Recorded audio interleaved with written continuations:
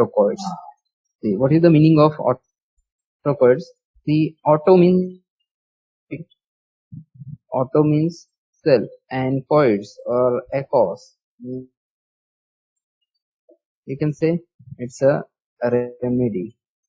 Autocoids, or in simple word, you can say that it's they are the self-releasing substance, right? See, what is the meaning of autocoids? This term autocoid is derived from the Greek words autocoids. This term is derived from the two Greek words, that is autos and akos. Autos, akos, autocoids. That is, this term autocoid is derived from the two Greek words, that is autos and akos. Right. So auto means self. Akos means the healing substances or the remedy. Auto means self, and akos, that is coids, means healing substance or the remedy, means self-releasing healing substances or self-releasing remedy. And these are the diverse substances which are produced by the different types of the cells in the body, and they are having a particular role, or they are having an intense biological activity, but generally they act locally. For example, within the inflammatory pockets at the site of synthesis and the release, and that is the reason they are also called as local hormones. However, they differ from the hormones. Basically, they are not the hormone, they are the self-releasing substances. Its class is autocoids. Autocoids means self-releasing substances. These self-releasing substances or autocoids having, they are the diverse substances having different biological activity, but they act locally at their site of synthesis as well as the and release. So they are also called as the local hormones, but they actually differ from hormones. They are not the hormones, right? Autocoids are also called as the local hormones. Autocoids are involved in the number of physiological and pathological processes, especially in reaction to the injury, right? They are released when there is the injury, and some autocoids in addition serves as the transmitters or modulators in the nervous system, but their role at many sites is not precisely known. Then we'll see about the classification of autocoids. So generally, they are classified into three main types, that is amine autocoids, then lipid derived autocoids, and peptide autocoids. Amine autocoids, lipid derived autocoids, and the peptide autocoids. Examples of the amine autocoids are the histamine and 5-hydroxytryptamine, which is also called as the serotonin. Second class lipid derived autocoids, for example prostaglandins and leukotriene. And third class peptide autocoids, example is angiotensin, right? So these are the three main types of autocoids: amine autocoids, lipid derived autocoids, and peptide autocoids. Examples of amine autocoids are the histamine and serotonin. The serotonin is also called as 5-hydroxytryptamine. Second class lipid derived autocoids, for example prostaglandins and leukotrienes. And third class peptide autocoids, for example angiotensin. So these are the three important classes comes under the heading of autocoids, that is the self-releasing substances or self-releasing remedy. So we'll discuss all the autocoids one by one. The first one is histamine. Histamine is the example of amine autocoids, right? Histamine is the example of amine autocoid. So we'll discuss about this histamine in detail in the chapter antihistaminic agent, right? Next, Okay, 5-hydroxytryptamine, which is also called as serotonin, and this 5-hydroxytryptamine is an example of, again, it's an example of amine autocoid. See, 5-hydroxytryptamine means NH2 group is there in the structure of 5-hydroxytryptamine, so it comes under the heading of amine autocoid. So we'll discuss about this 5-hydroxytryptamine in the chapter serotonergic agent. Next, prostaglandin. Prostaglandin, it comes under the heading of lipid derived autocoids. We'll discuss about this prostaglandin in detail in the chapter prostaglandins. Next, right, leukotriene. Again, leukotriene, it comes under the heading of lipid derived autocoid. Lipid derived autocoid. So what does it mean, leukotrienes? So the name leukotriene, this leukotriene name was introduced by the scientist, the Swedish scientist, or you can say Swedish biochemist Bengt Samuelsson in the year 1979, and it comes from the words leukocyte and triene. Right?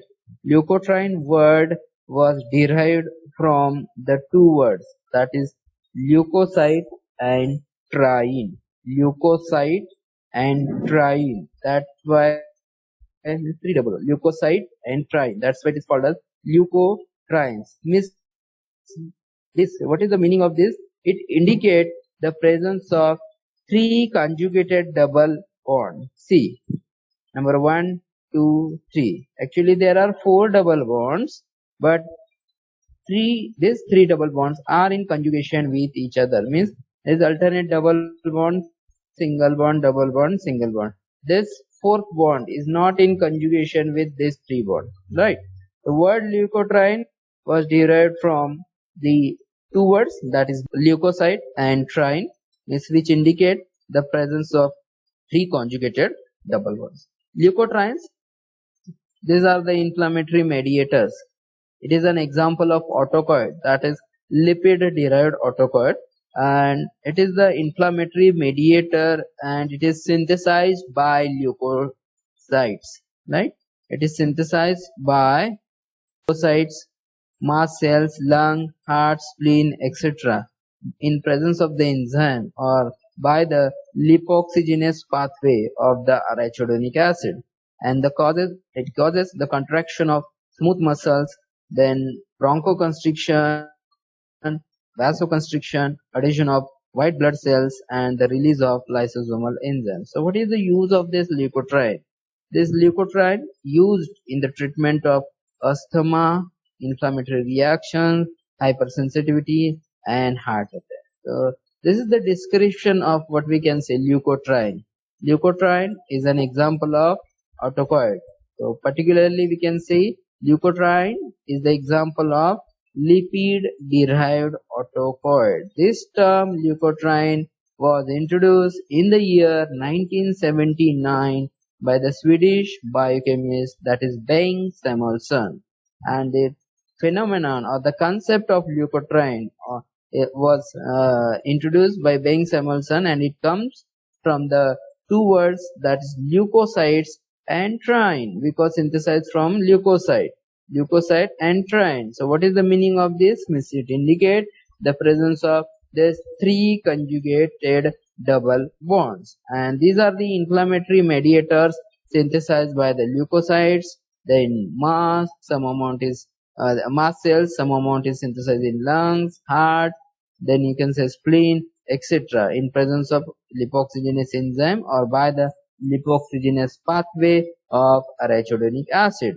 What is the role of this leukotriene in the body? It is responsible for contraction of smooth muscle, bronchoconstriction, then vasoconstriction, etc. and release of liposomal enzyme. So it is used in the treatment of asthma, inflammatory reactions, hypersensitivity, and heart attack. Next, leukotriene receptors. So leukotriene gives its action when it binds to its particular receptor, and that receptors are nothing but the leukotriene receptor. So what is the actual category of leukotriene receptor? These leukotriene receptors all are the GPCR. that is they are the G protein coupled receptors that binds to this leukotriene bind to that receptors, right? The leukotriene receptors, what is the role or category of that receptor? It is the GPCR. Leukotriene receptors are the G protein coupled receptors that are bind to what? Bind to leukotrienes and get activated when leukotrienes get binds to leukotriene receptor. Just remember the leukotriene receptors are the G protein coupled receptor, GPCR. Then leukotriene antagonist, right? Leukotriene antagonists, they are also called as leucas, that is Monteleucas, Zafirleucas. Leukotriene antagonist, also called as leucas. See, leukotriene antagonists, these are the substances also called as leucas, or you can say also called it as the anti-leukotrienes. Because what is the role of leukotriene? When the leukotriene bind to particular receptor, the receptor, it is responsible for bronchoconstriction, right? Vasoconstriction. And anti-leukotrienes means what? Their action is totally opposite to that of the action of leukotrienes. Leukotrienes responsible for bronchoconstriction, vasoconstriction. That means anti-leukotrienes responsible for the bronchodilation. Leukotriene antagonists, also called as leucas, as well as it is also called as anti-leukotrienes. Since it was realized that the cysteine leukotrienes are the important mediators of bronchial asthma, and efforts were made to develop their antagonist and synthesis inhibitor. So asthma is totally responsible. It is due to the binding of leukotriene. The leukotriene is the inflammatory mediator. Once it binds to the leukotriene receptor, it is responsible for the asthma because responsible for bronchoconstriction and vasoconstriction. So some efforts are made to develop their antagonist and synthesis inhibitor. The leukotrienes are produced by the immune system and serves to promote the bronchoconstriction, inflammation, and mucus secretion in the asthma and COPD, that is chronic obstructive pulmonary diseases. So some approaches are there to block the action of leukotrienes. So first approach is inhibition of the 5-lipoxygenase pathway, and second approach is antagonism of cysteine leukotriene type 1 receptor. So these two approaches are very useful in the treatment of asthma, or you can say to block the actions of leukotrienes, because we are going to develop the anti-leukotrienes, and the action of anti-leukotriene is exactly opposite to that of the leukotriene. The first approach to consider while the development of the leucas or anti-leukotriene is to inhibit the 5-lipoxygenase pathway, because leukotrienes are get synthesized from this pathway, 5-lipoxygenase pathway, right? So first approach is inhibition of 5-lipoxygenase pathway, and second one is antagonism of cysteine leukotriene type 1 receptor. Why antagonism? Because leukotriene bind to its receptor and it is responsible for bronchoconstriction. So we have to develop the antagonist of that particular receptor. So first pathway is inhibition of 5-lipoxygenase pathway. For example, the drug which is used to inhibit 5-lipoxygenase pathway is the Xelutone, right? Inhibition of 5-lipoxygenase pathway. So which drug is used to inhibit the 5-lipoxygenase pathway? That is this one, Xelutone. So Xelutone, what is the mechanism of action of Xelutone? Xelutone is the 5-lipoxygenase pathway inhibitor, or in short, you can say Xelutone is the 5-LOX inhibitor, capital LOX. Xelutone is the 5-LOX inhibitor. So this type of question may be asked in competitive examinations, like GPAT and NIBR. So you can remember this. Xelutone is the 5-LOX inhibitor. 5-LOX inhibitor means it's a 5-lipoxygenase pathway inhibitor. Xelutone is the 5-LOX inhibitor which have the ability to block the synthesis of leukotriene.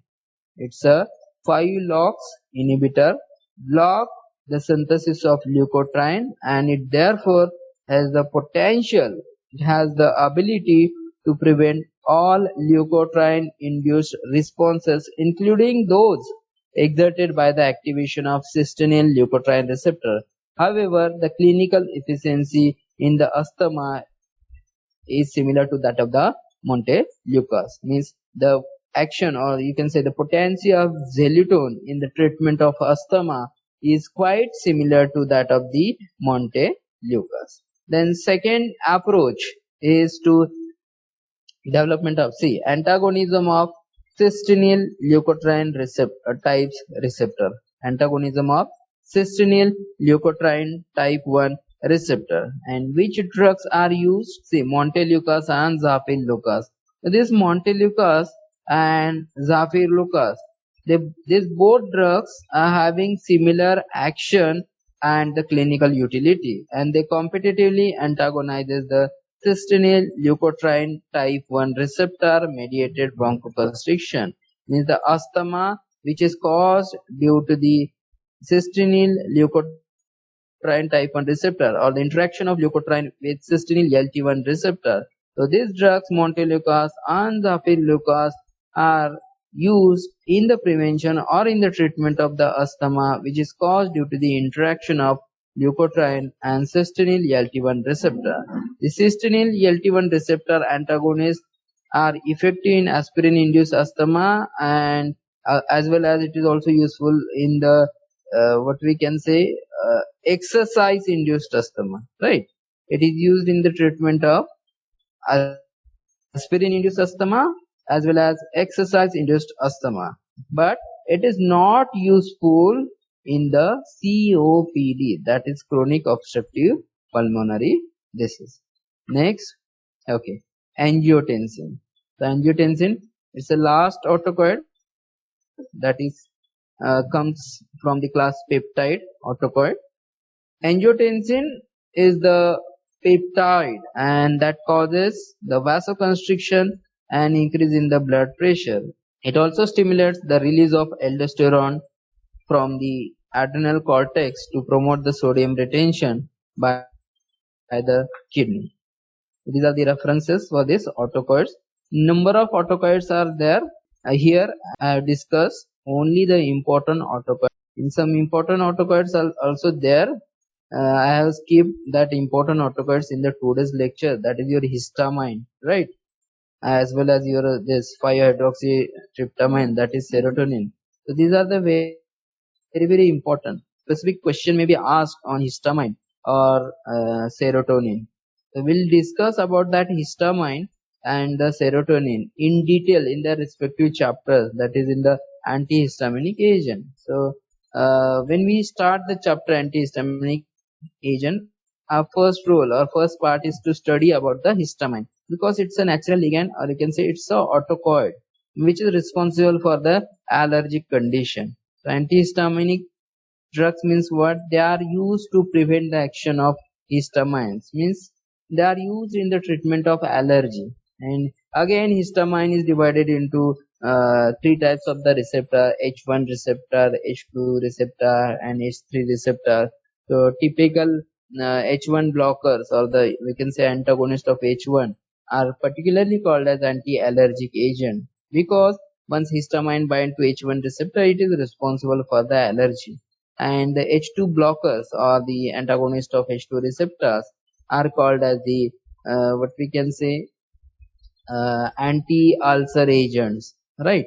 Means when histamine bind to H2 receptor, it is responsible for the ulcer, because excess acid gets synthesized in the stomach.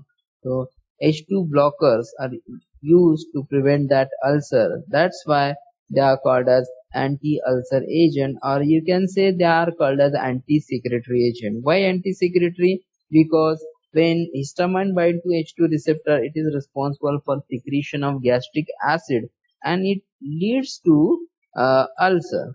So that's why the blockers of H2 receptors are also called as anti-secretory. You can call it as anti-secretory or anti-ulcer agents. So these are the references for autocoids, and thank you.